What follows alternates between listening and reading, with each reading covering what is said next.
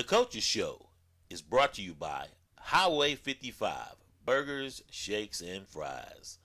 The Professional Fence Company. Our name says it all. No job too big or too small. Nunboys.com. And GPS Photography and Video, GPSPhotoandVideo.com. Welcome back to the Coaches Show. I'm Glenn Young alongside Coach Tom Paris and Hal Nunn. It's homecoming week. You called me Hal Nunn last week. You know, Hal was sick. He was out, you know. Still sick. And then I gave you that look. I said, well, no, that's not Hal Nunn. But anyway, Hal is back. Guess you feel a little bit better. A little bit.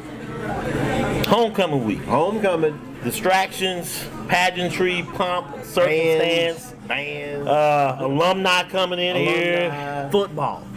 And then we finally get through a little bit of football. Lumberton's 3-4. Went down to Pinecrest last week, 42-7. They beat Triton over Hills. Played Southview very close. 1-6, 2-5. Overhills is 3-4, but their 3 wins came against 1-6 teams. Are you saying that Lumberton's pre-conference schedule has been a little bit on the lighter side? Well, let's put it this way. The combined record of the teams that they have defeated is 3, 4. I think there's 4 or 5 wins and about 14, 15 losses. There's a lot to be said about preseason. I always think back to last year in basketball. Our basketball team finished higher than somebody, but because of their regular season, they didn't go to the playoffs, and the other team did. In football, there is some sort of theology that you play weaker teams to get the more wins at the beginning of the season, but Hope County's schedule of the pre-conference was one of the toughest in the state. Sixth toughest in the state. Richmond played an out-of-conference tough schedule as well. Right. They went down to Butler. Right, but I'm saying Lumberton, now Lumberton and Hope together come together. We've got some injuries. We've got some players that have got new positions. You say you got some new schemes you're working on this week. How can you sort of, are you using element of surprise, or are we just going to try to, we're not going to out physical, or can we? That remains to be seen. We're certainly going to do some physical things with them and to them, you know, to see how they respond. It'll be interesting. I think, you know, having the highest ranked degree of difficulty on our schedule in our league is a little bit of a badge of honor. I think we're certainly as battle tested, if not more so, than anybody else in our league, especially now having, you know, the Richmond game under our belt. Right. Not a dig on Lumberton's scheduling. They got a good football team. Their record's better than ours, and they're riding high and feeling good. Point of reference, though, it is interesting to note that both Pinecrest and Lumberton played Overhill. Just saying. Strength of schedule, I don't know. I think Pinecrest is going to find out who they are this Friday when they play Scotland. We're going to find out who Scotland is. That aside.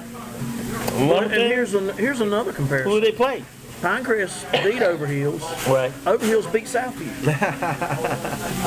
Overhills beat Southview. It's a crazy world we live in. On any given Friday, you either play up to the competition, but more importantly, you got to play your game. 3 things: you don't want to overestimate the opponent, you don't want to underestimate the opponent, and you don't want to disrespect the opponent. Well, and that's what we talk about every day, every week. The key is, do you respect your opponent enough to give them your best game? Yes. You know, we preach respecting our opponent probably to an excessive degree. We want to treat everybody like they're the New York Giants, or you know, Pickett. I wouldn't say Dallas Cowboys, but no, don't say Dallas. Don't say Dallas. No, but I don't care. But you know what I'm saying. You know, we talk about respecting Lumberton. We talk about making sure that we give them the very best game that we can possibly give them, because if we win the game, we don't want it to be a gift. We don't want anybody to accuse us of having stole it or you know, lucked into it. We want a resounding victory. Take it. And I feel the same way about a defeat. You know, when I walk off the field, this may not sound good, but when you walk off the field after a resounding defeat, there's not a lot of doubt in your mind about what you could have done differently to change the outcome. It speaks for itself, and we played a lot of good football teams, and Lumberton is a good football team. They're the best football team we're playing this week. Yeah. So what do they do? They throw the ball well. They like to work the jet sweep. That's a they big, were successful big to the pass. They got a freshman quarterback. I forget his name, but it got a freshman quarterback. Pinecrest lit him up on the pass. They like the jet sweep. It just seems like, and obviously they don't. It's like they were where they were last year when we burned them on the pass. No safety over the top help. Do you see basically the same thing? Is this a different team we're playing? It's different. There are differences, and then there are subtle similarities. They are 3-4 defensively. They're primarily a cover 2 team. Last year they would roll from 2 to 3.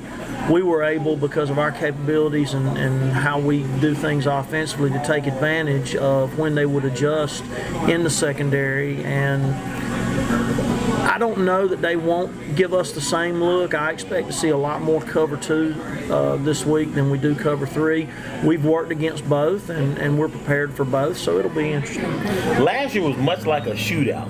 It was. And one thing for sure, Brandon Smith won't sneak up on him because he lit him up. You're right. They know who he is. Well, it was a shootout, but if you go back, if you revisit it, they had 4 big plays. They had 4 big plays offensively that were in excess of, I think the shortest one was about 44 yards, where they broke through and it was nothing between the line of scrimmage and the end zone but daylight. And if we can eliminate the big play and force them to have to drive on us, it's a big challenge for our defense. Our defense really needs to experience some success.